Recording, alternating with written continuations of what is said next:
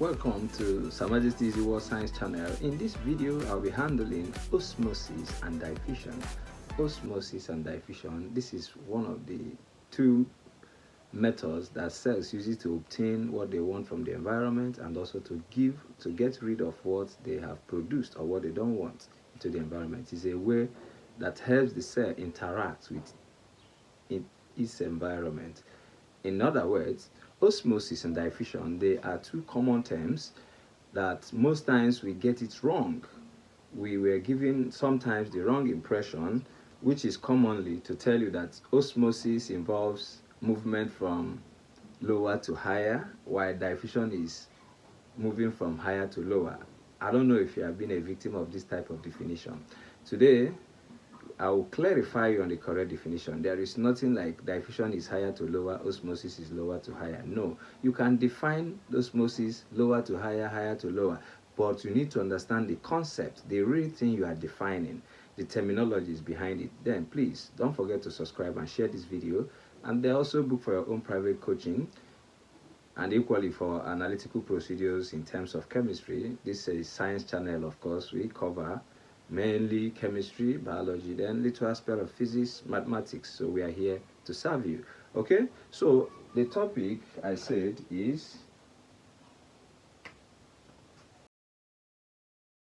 diffusion and osmosis, or osmosis and diffusion, whichever one you prefer saying first. First of all, the word osmosis and the word diffusion, they have their different origins.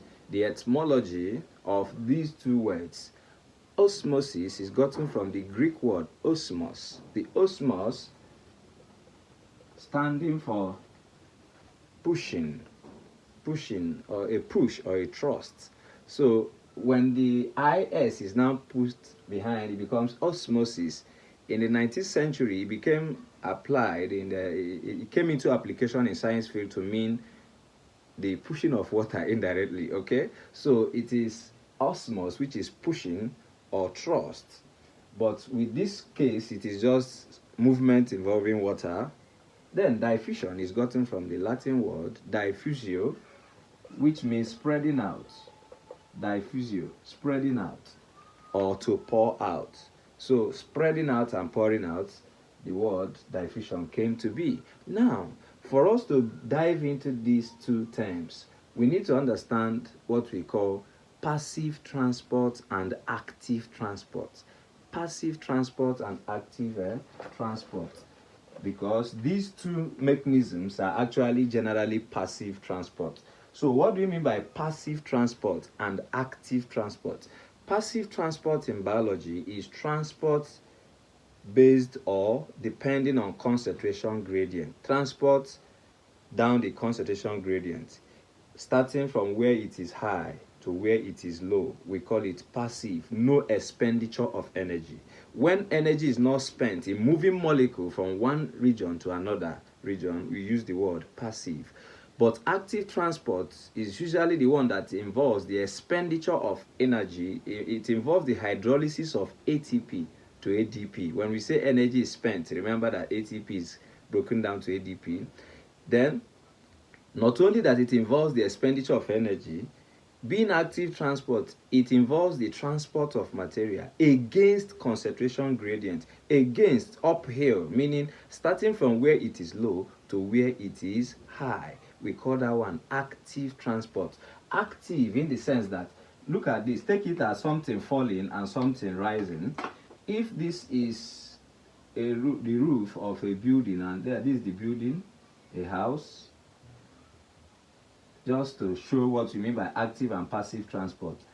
If you must find a way to take water up here, for water to rise through this roof, you must apply energy. It can never rise on its own. That is active. You are moving from low to high. Then passive is, if the water is here, for it to fall, it doesn't require any energy.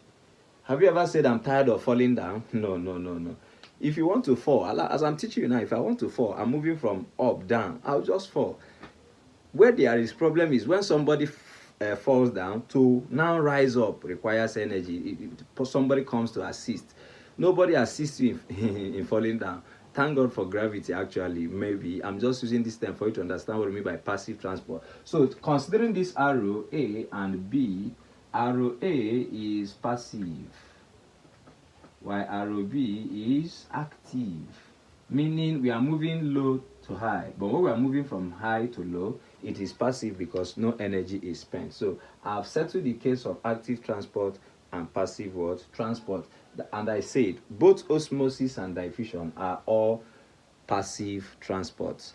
Now, I want you to know that diffusion contains osmosis. Osmosis do not contain, like, and osmosis should be a typical example of diffusion. That's why some authority will just call diffusion passive transport. So an osmosis is a form of diffusion in some authority. They are correct. So when I explain the terms very well today, you understand why one can define osmosis as a form of diffusion. But just know that two of them, they are passive transport. There is no expenditure of energy, and they move from higher concentration to lower concentration. Now, where the problem lies is, which concentration are we talking about here? Is it the concentration of solutes or concentration of solvent? Before that, I made mention of a term, concentration gradient or diffusion gradient. What do I mean by that? Remember, the aim of this class is that after every explanation, you'll be an authority to know the correct definition of osmosis and diffusion by yourself. By giving you these terminologies, you will know the right thing to say. What is concentration gradient or diffusion gradient? It is just the difference in concentration of substances between two areas. Yeah. When there are different densities of particles between two regions, we use the word concentration gradient. See what I mean here? If you have area A and area B, something separating them, even if there is nothing separating them, but when there are different densities of solutes between two media, we use the word concentration gradient. Meaning, if for example someone did not brush his teeth or her teeth in the morning, the mouth is is an area. Outside the mouth is another area. These are regions.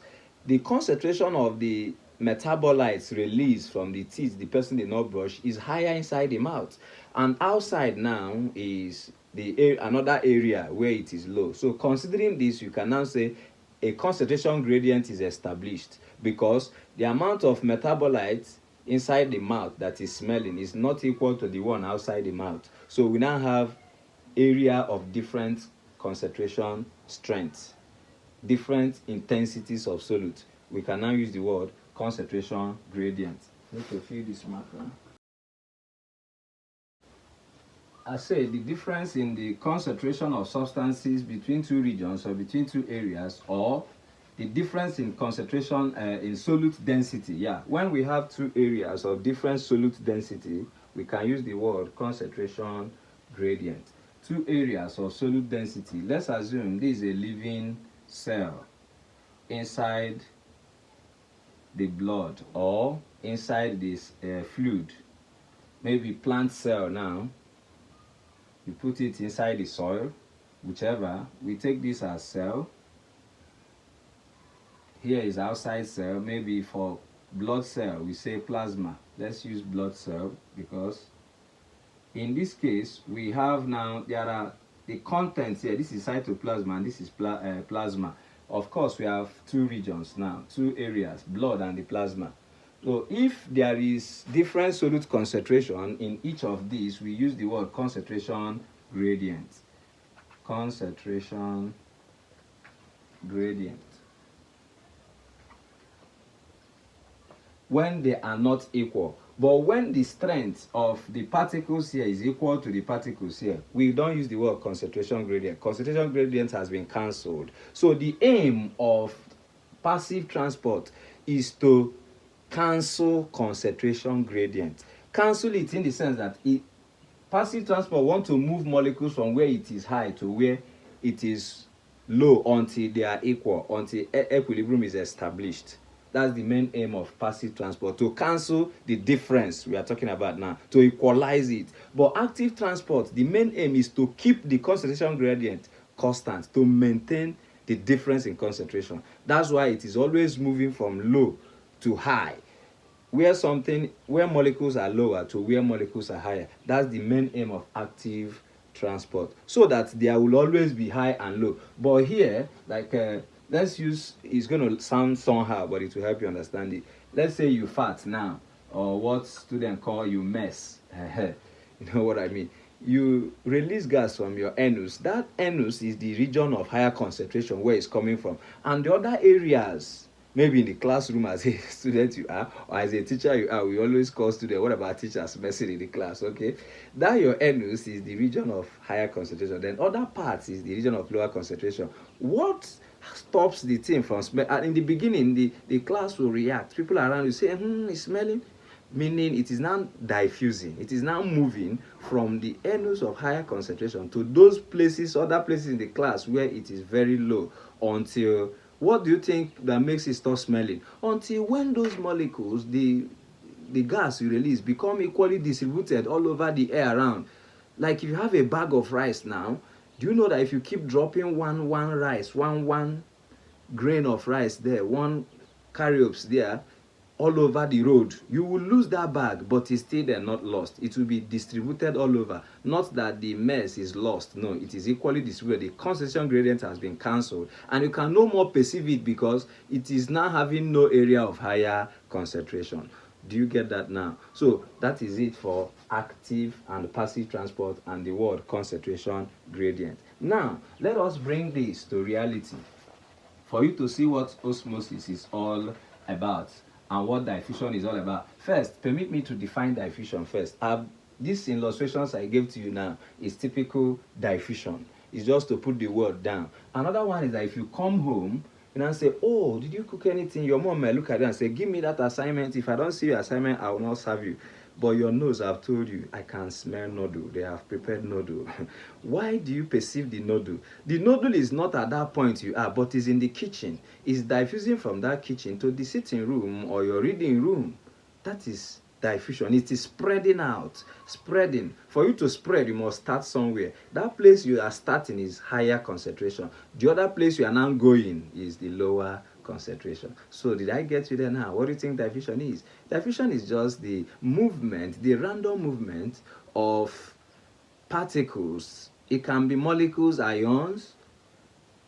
Do you get that now? From the region of higher concentration, that's the region of higher concentration of that molecule, to the region of lower concentration of the same molecule, until equilibrium is established or until concentration gradient is cancelled. Diffusion is the movement of particles. It can be ions or molecules from the region of, when we say ions or molecules, it can be that of solid, liquid, or gas, from region of higher concentration to the region of lower concentration of that particular molecule or that particular ion until equilibrium is established. So what stops it from moving? When they are equally distributed. So this is the general definition of diffusion. Now, let us see osmosis. Osmosis, so we'll tell you what's the common and erroneous definition of osmosis. Osmosis is the movement of water molecule from the region of lower concentration to the region of higher concentration. Wrong. Never you define this and I say, remember I say movement of water molecule. Water is the only molecule I've mentioned though. From the region of lower concentration to the region of higher concentration. Meaning water is moving from where it is low to where it is high. Unfortunately, what am I trying to tell you? I'm now trying to tell you that osmosis is active transport if you are following my class, if I define this way. So it becomes very incorrect to say that. That's why in the beginning of this class, I said they have given you the misconception that diffusion is high to low, like I defined. Then osmosis is low to high. No. Remember I told you that osmosis is a special type of what? Diffusion. Let us now convince you why that definition is very much wrong. Watch me now. We are going to use, maybe, let's use a pure... It might not be pure osmosis, but it will help you understand the argument. If you have a bean seed, you put it inside water, a bowl that contains water. This is bean seed. The bean seed is inside the bowl, or we say it's inside the soil, can be inside the soil. here is water, here is bean seed. So we have two regions here, A and B, inside the seed and outside it. That's the water, the ball. Now let us be pragmatic here, realistic. If we talk about water content, the concentration of water here, that is in the region A, that's inside the bean seed. This is our bean seed. Water concentration here, meaning the amount of water inside here, is it not low? It's very low. There is not enough water now. But here in the bowl of water, concentration of water is very what? High. And remember, why did I say high? Because this is just pure water, only water around. When we talk about concentration, it's just the amount of particles present in relation. Here is only water, but inside this bean there is water, little water. It might be dry entirely, showing zero water self, and other particles, other solutes inside it. But here is just water. So the water potential here is almost like everything here is water. There is nothing distracting it. But here we have little water or no water. From your definition, you said that osmosis is more water from lower to higher. That means this bean seed that you put inside bowl, it will lose water now, according to your definition. If it loses water, that means it will get drier inside water. So we could have been probably dry bean seeds by putting them inside water. If your definition of osmosis as movement of water molecule from region of lower concentration to higher concentration is correct, it means that when you put a bean seed inside water, a boil of water, it will get drier. But unfortunately, is it true? It is not true. What is the correct thing? You see that the bean seed will get swollen. It will swell because water will move in, although the movement of water inside it is by osmosis and also by imbibition. Imbibition, you see there on the screen. So two things controls the movement of water inside the seed, or absorption of water by seed inside the soil: osmosis and imbibition. But we'll handle that if we have time. We are focused on osmosis. Now, can you see that this is a pure argument? Water must move from the bowl inside the what? Bean seed. So are you now correct by saying that osmosis is low to high and diffusion is high to low? This is incorrect definition. So from all this, beyond any reasonable fact, what is the correct definition of osmosis now? Watch me. Osmosis is the movement of water molecule from the region of higher concentration of water molecule. Be specific. Higher concentration of water molecule. Do you get this now? That means low osmotic pressure. This B have more water but with less solute. And when you have less solute particle, we say that you have low osmotic pressure. Movement of water molecule from the region of higher concentration of water molecule to the region of lower concentration of water molecule across a partially permeable membrane, or what we commonly call semi-permeable membrane. Across a semi-permeable membrane, or what we call partially permeable membrane, like cell membrane. When we say partially permeable, it is a selective membrane that allows small molecules to pass but holds against what? Allows small molecules to pass but holds against larger molecules. Remember the arrow here still remain. This is still, look at B and A. So down here, up here. Okay. So osmosis is the movement of water molecule from the region of higher concentration of water molecule to the region of lower concentration of water molecule across semi-permeable membrane, meaning that water will always move from where it is high in concentration to where it is low in concentration. Now, which other condition can you use? Watch this argument. I've told you that diffusion is movement of particle, whether liquid, solid, ions or molecule, from where it is high to where it is low. Can you see my definition now? And now the difference in osmosis is that osmosis is now specific about the particle moving. It is water molecule to be specific, but diffusion can be any other gas, solid, any other molecule diffuses.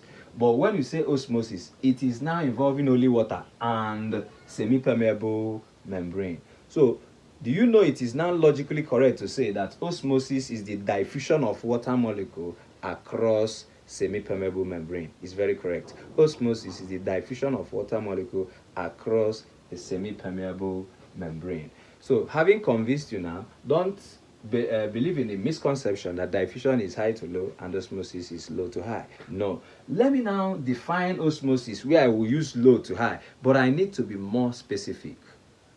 Remember, if you say it's the movement of water molecule from region of lower concentration to region of high concentration, is wrong, because you did not, the only molecule you mentioned here is water. But watch me, I can say also that osmosis is the movement of water molecule from the region of lower osmotic pressure. From the region of what? Lower osmotic pressure to the region of what? Higher osmotic pressure across semi-permeable membrane. Osmotic pressure is the force required to stop water molecules from moving, or is the measure of the tendency of a solution to draw water in, So when there are more solute, listen up please, more solute particles being present in a solution renders that solution being hypertonic. Say hypertonic. Hypertonic, meaning higher osmotic pressure. Having more solutes than solvents compared to the other region makes you stronger solution. And when you are stronger solution, we say you are of higher osmotic pressure. But when you have lesser solute molecules, we are no longer talking about water now. We are talking about solute. So if you say that osmosis is the movement of water molecule from region of lower solute concentration, you'll be correct, to the region of higher solute concentration across semi-permeable membrane. You are now specific about what is what moving. One can also say is the movement of water molecule from a hypotonic solution to hypertonic solution. Hypo, low, lower solute potential. Hypertonic, higher solute potential. So movement of water molecule from region of hypotonic to hypertonic, hypo to hyper, hypo to hyper. So that's it. If you see movement from hypotonic to hypertonic, we call it what? Osmosis. I guess I have to settle this marker of 18. Just let me pause. Okay, I believe the marker might help out now. So I think I've settled the case about osmosis and diffusion. Then the terminologies that we are required to know here is the word, that is what we call water potential, of course. Water potential is actually the difference between the chemical potential of the water in a solution and the chemical potential of pure water, like water without any solute in it. So the water potential is a way to measure the osmotic pressure indirectly and also to determine the direction of movement of water during osmosis. Okay, water potential is denoted with this sign, which will be equal to the solute potential plus the PC of pressure potential.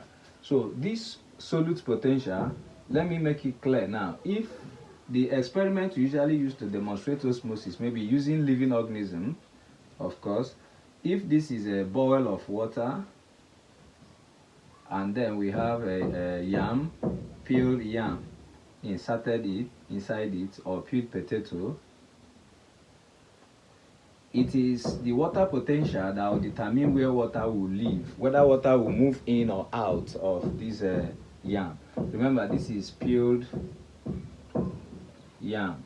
So the peeled yam is serving as a permeable membrane, while the bowel here, we are creating a region. So they are in osmosis, the semi-permeable membrane demarcates between the two regions or between the two areas.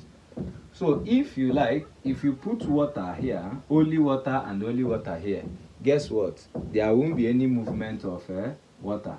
Water level will neither rise nor fall in each case after a long time. But if you affect the water potential in the two regions, when two solutions don't have equal water potential, you can now have osmosis occurring. But when their water potential are equal, osmosis will not occur. How do we intend affecting the water potential? By affecting the solute potential which invariably will also affect the pressure potential. See what I mean? The solute potential is actually a component of water potential that is dependent on the number of solute particles present. Is a colligative property. I don't know how to make this sink well. Colligative properties are properties of solutions that don't depend on the nature of the solute, but on the amount or the concentration of the solute. Whether you put sodium chloride or potassium hydroxide, what we need is the solute, the amount of the solute, not the chemical property of the solute itself. So the more the solute, the higher the solute potential. And solute potential always decreases the concentration of water compared, and therefore is always a negative sign. This solute potential is always negative. Then pressure potential is actually the measure of the pressure exerted on the cell as it gains water. So if you add in more water, you are increasing the pressure potential, because when cells, let's assume plant cells, gain water, they become more turgid. There will be more pressure, more force over area because more water has been pumped in.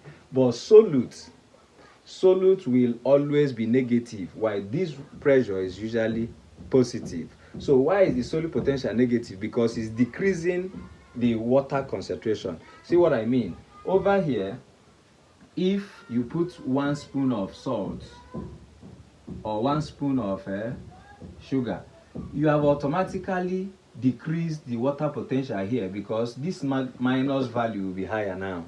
Do you get what I'm saying? Because the sugar now is a solute. So if here is our sugar solution, you have made here hypertonic, and in other words, you have decreased the water potential. And when water potential is decreased, it means there is low concentration of water there. But when you don't put any sugar inside the bowl, the water potential here is high, which is 0. The water potential of pure water is 0. But the water potential in any solution that contains a solute is always negative. Because if here is 0, anything minus 0 will give you negative. See what I mean? Just note that the water potential of pure water is 0. But water potential of any solution is always minus, a negative sign, because adding any solute particle automatically decreases the concentration of water. It's just like we have, let me make it clear. If you have a cup of rice, full cup of rice now, if the concentration is 100% if there is no stone or any other debris in it. But if you put debris in it, even when it is 40 cups and you put, let's say, half cup of stone, the concentration of rice there has already been decreased less than 100%, because there is something present. But when you just have 1 cup of rice that is only rice, the concentration is 100%. So 0 water potential means only water. But negative water potential shows that solute has been added. So the more solute you add, the lesser the water potential, and this automatically means the lesser the concentration of water. And when there is less water, you use the word hypertonic, or you say stronger solution. But when there is more water, that's high water potential, you use the word hypotonic, or a weaker solution. So with this, you can say that osmosis is the movement of water molecule from a weaker solution to a stronger solution across semi-permeable membrane. If you set this up where here is sugar solution, allow this for a few hours, what will happen? The water level here will rise, because this will have more osmotic pressure to pull water in. The tendency of a solution to draw water inside it is called osmotic pressure also. So, and is also force needed to stop water from moving. So if the force here is high, water will move until the strength of this becomes almost equal, and that is it for osmosis. So the word concentration gradient, osmotic pressure, water potential, solute potential, and pressure potential has been clarified. So now, the importance of this osmosis and diffusion, like I told in the beginning, it enables cells to interact with its immediate environment. And in experiments, we usually use this test tube funnel attached to a tube. You invert it down here, fill it with sugar solution because it will be calibrated, then invert it over a beaker containing pure water. Here is our retort flask, of course. Retort stand, not flask. Okay, so the clamp whatever is holding it here. So over here you fill here with sugar solution, and here should be muslin bag. This muslin, the muslin bag is a semi-permeable membrane, or the diaphragm of it. Then here is pure water.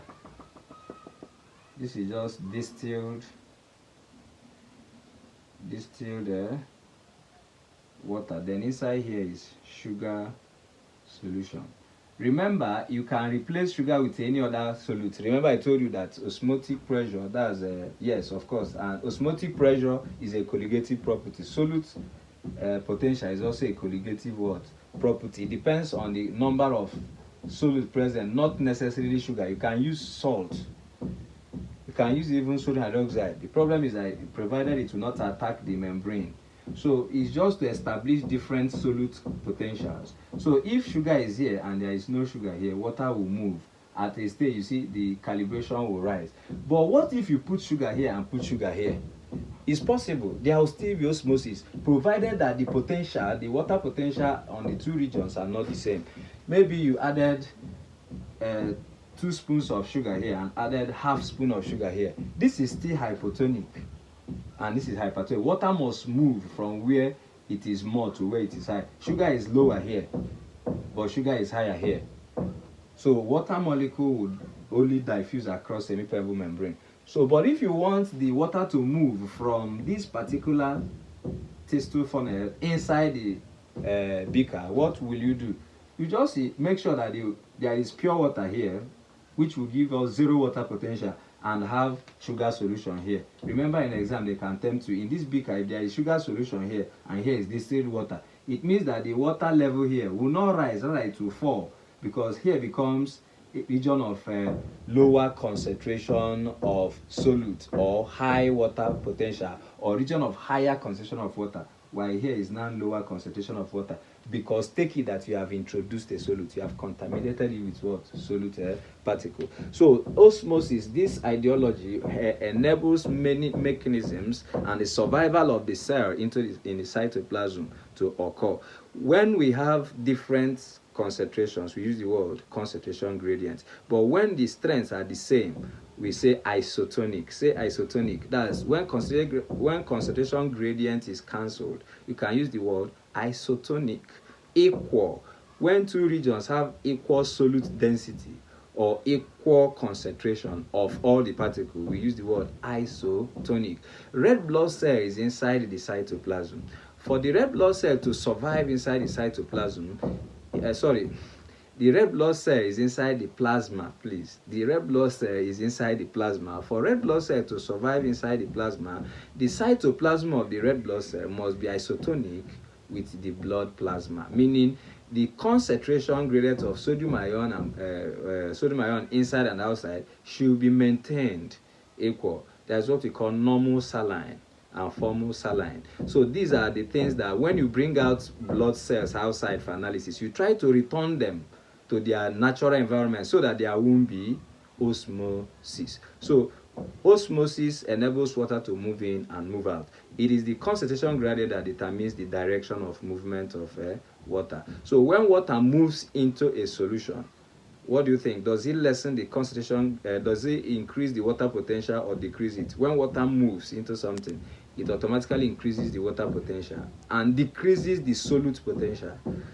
Do you understand that now? So in this case, let us see the application of osmosis in real life. If you hear about hemolysis, destruction of bursting of red blood cell, it is a process controlled by osmosis. When you hear about plasmolysis of plant cells, it is also an osmotic process. The process whereby hair roots of plants absorb water from the soil is by osmosis. The process whereby seeds sown inside the soil absorbs water and germinates is also by osmosis. But I told you what supports the absorption of water by seeds in the soil is also imbibition and not only osmosis. So, but diffusion is many. For this video, I think I've done justice to osmosis and diffusion. So I gave instances of diffusion. Maybe I repeat. In experimentation, we use potassium permanganate, that's potassium tetrahydromanganate 7, to demonstrate diffusion. Just a little crystal of it and put in a beaker of water. When you put it, you see tray of purple color. Gradually, that tray, that particular point is the region of higher concentration. It will spread out all over until the whole beaker become uniformly colored purple. So this is experimentation that can be carried out during exam. It's just to show diffusion. Remember, diffusion can be movement of solid, liquid, or gas. Semi-permeable membrane must not be involved. When semi-permeable membrane is involved, it becomes now osmosis. So that you eat food and it moves. So that you take in food after digestion, the food moves into your blood. It is controlled by diffusion or active transport, depending on. So just remember that passive transport and active transport, there are differences between these two. See you in the next video, of course, and ask your questions in the comment box. In the next video, in interaction between cell and this environment, I will handle now active transport, facilitated diffusion, though I omitted it here, and many other examples. Thank you for watching. Remain majestic. Bye for now. Hey, please subscribe and share this video. I cannot do without you. Expand this science channel, please.